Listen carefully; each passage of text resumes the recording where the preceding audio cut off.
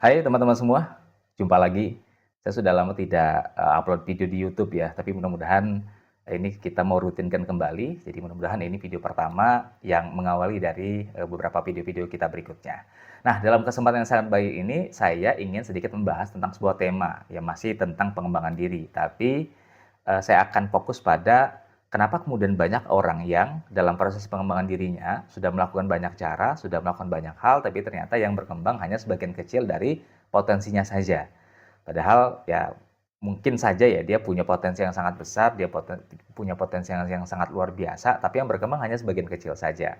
Kan sangat sangat disayangkan ya kalau sudah bekerja keras, sudah melakukan banyak hal, tapi yang berkembang hanya sebagian kecil saja. Nah, teman-teman semua, kalau kita baca buku, kalau Anda pernah baca buku ya, ini salah satu buku yang saya tawarkan, buku dari yang ditulis oleh Sean Ecker, judulnya adalah Big Potential. Di situ beliau menjelaskan tentang kenapa kemudian ada banyak orang yang melakukan proses pengembangan diri, tapi yang berkembang hanya sebagian kecil saja. Bukan potensinya yang besar ya, bukan sebagian besar dari potensi yang bisa dikembangkan ya, ditumbuhkan, tapi hanya sebagian kecil saja. Nah, kata Soneker, paling tidak ada 5 hal ya yang perlu dilakukan, yang perlu dijalankan oleh siapapun yang ingin melakukan proses pengembangan diri agar mereka mampu untuk memaksimalkan sebagian besar dari potensi yang mereka punya. Nah, yang pertama beliau sebut dengan harus mampu berada pada circle yang positif dan beragam.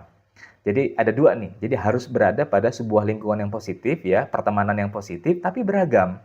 Jangan sampai positif tapi homogen atau heterogen tapi nggak positif. Nah, sama saja dua ini tidak bagus hasilnya.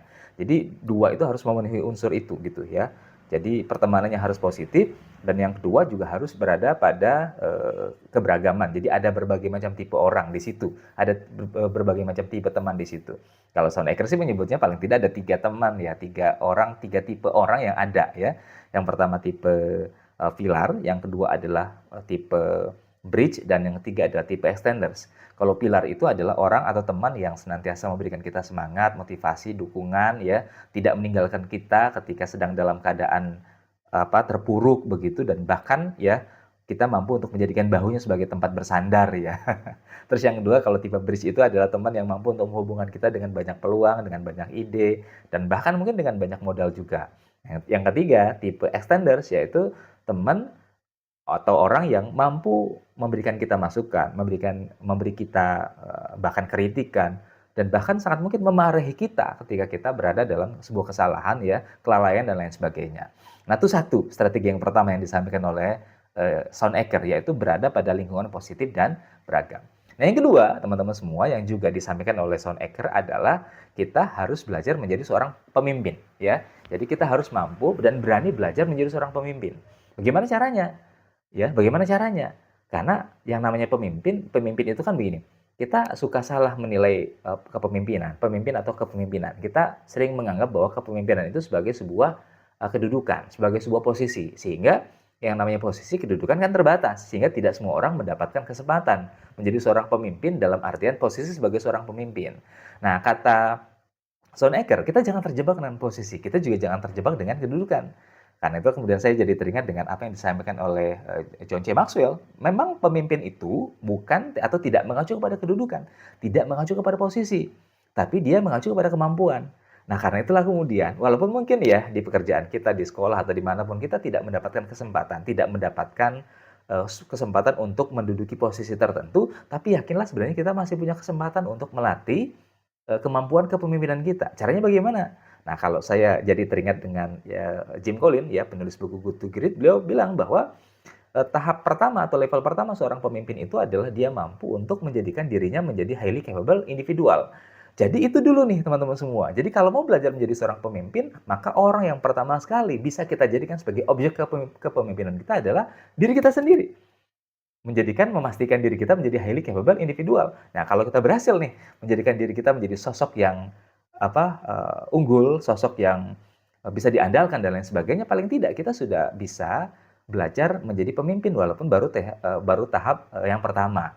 Nah, kemudian kita bisa lanjut tuh. Kalau seandainya kita sudah relatif selesai dengan diri kita sendiri, nah kita lanjut ke tahap berikutnya. Masih dalam rangka belajar menjadi seorang pemimpin, yaitu contributing team member kalau kata Jim Collins, yaitu belajar berkontribusi tapi melalui kelompok, melalui tim gitu. Caranya bagaimana? Ya gabung dengan tim yang ada, gabung dengan kelompok yang ada, gabung dengan organisasi yang ada, atau aktiflah dalam pertemanan, aktiflah dalam pergaulan. Kenapa? Karena dari situ nanti kita akan belajar, belajar berkomunikasi, belajar bekerja sama, belajar saling memahami, belajar saling memberikan toleransi dan lain sebagainya.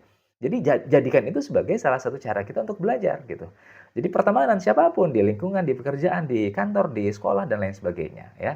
Nah, itu yang kedua. Nah, yang ketiga baru kemudian ini sudah berkaitan dengan posisi. Karena kata Jim Collins yang ketiga itu disebut dengan kompeten manager. Ya, jadi sudah berkaitan sama posisi. Artinya begini teman-teman, kalau kemudian Anda semua ya teman-teman semua mendapatkan kesempatan, kedudukan atau posisi sebagai seorang pemimpin, entah itu middle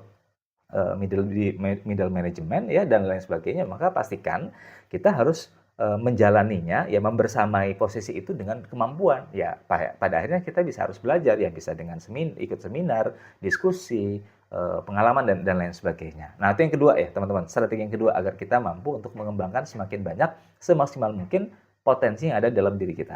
Nah, yang ketiga kata Shawn Achor itu adalah kita harus mampu menjalankan komunikasi dengan pujian dan pengakuan. Jadi bukan komunikasi yang sifatnya pura-pura ya, bukan komunikasi yang sifatnya sekadarnya, tapi komunikasi yang penuh dengan pujian, perhatian ya, pujian dan pengakuan gitu. Pujian, kenapa ada pengakuan? Karena kalau pujian tanpa pengakuan sebenarnya hanya sebatas lip service saja ya, tapi pujian yang penuh dengan pengakuan. Artinya apa? Dari situ kita harus mampu untuk melihat sisi positif dari teman-teman kita, sisi positif dari orang-orang yang kita ajak bicara, bahwa kita ketika ketemu dengan siapapun, ya siapa saja, maka kita harus mampu tuh mencari dan melihat sisi positif dari mereka, dari dirinya. Kita akui bahwa itu sebagai sebuah prestasi.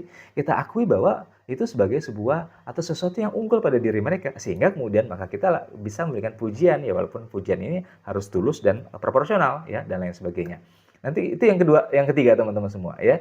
Ini masih ada kaitannya dengan yang pertama sebenarnya, tapi juga sangat mungkin ada kaitannya dengan yang kedua. Kenapa? Karena belajar jadi pemimpin, akhirnya kita harus belajar memimpin orang lain.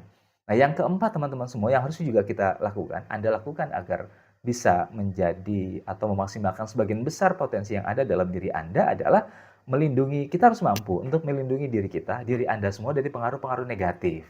Caranya bagaimana? Kalau Shawn Achor sih menyarankan kita harus membangun sebuah rutinitas yang positif, yang dengan rutinitas itu kita bisa memastikan bahwa daily activity kita ya, keseharian kehidupan kita itu betul-betul membuat kita terhindar dari hal-hal yang negatif. Kenapa? Karena salah satu momentum yang membuat kita terpengaruh dengan hal-hal yang negatif adalah ketika kita mengalami sebuah kekosongan waktu ya, nggak ada kerjaan ya, gabut kalau dalam bahasa anak sekarang. Ya, jadi kita harus bisa memastikan bahwa waktu yang kita punya itu terisi dengan hal-hal yang positif, terisi dengan hal-hal yang bisa membuat kita menjadi lebih baik lagi. Jangan sampai kemudian ada waktu-waktu kosong yang membuat kita nganggur, sehingga akhirnya masuk tuh peluang-peluang kesempatan bagi siapapun untuk mempengaruhi kita ya, untuk menggoda kita dengan hal-hal yang negatif. Nah, yang terakhir, yang kelima teman-teman semua, menurut Shawn Achor, agar kita bisa mengembangkan semaksimal mungkin atau sebanyak mungkin potensi yang ada dalam diri kita adalah ketika kita mampu menjadikan tujuan dan makna hidup untuk sebagai alasan ya, why-nya kenapa kita harus mempertahankan capaian kehidupan kita. Jadi kita renungkan kembali kenapa kita harus hidup, kenapa kita bisa dilahirkan, akan kemana kita hidup ya. Jadi purpose of life kita ya teman-teman semua, ini yang harus kita pegang betul ya. Pada akhirnya inilah yang akan membuat kita senantiasa semangat untuk mempertahankan dan memperbaiki diri kita, karena pada akhirnya ya bukan dalam rangka untuk materi, bukan dalam rangka untuk mendapatkan uang yang banyak ya, walaupun kita pasti butuh materi dan butuh uang yang banyak. Ini pada akhirnya kesemangat kita dalam mengembangkan diri ya, keinginan kita yang kuat dalam menumbuhkan dan mengembangkan diri kita sangat dipengaruhi oleh kenapa kita hidup, untuk apa kita hidup ya.